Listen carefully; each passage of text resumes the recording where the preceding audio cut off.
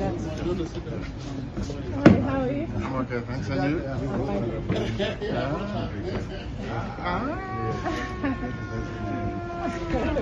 Wonderful. Good to see you. Good to see you.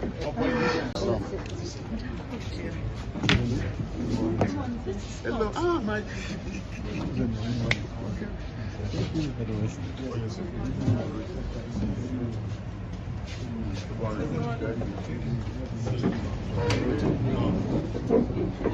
How are you, sir?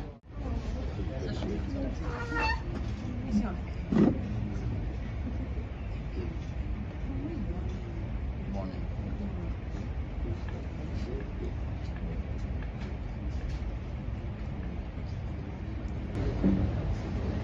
Now you want to sit down and give us space for a seat.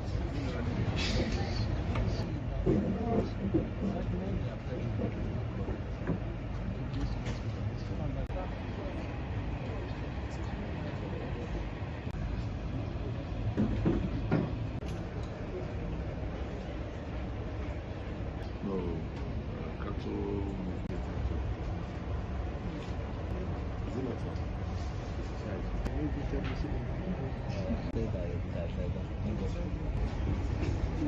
You bring the phone outside.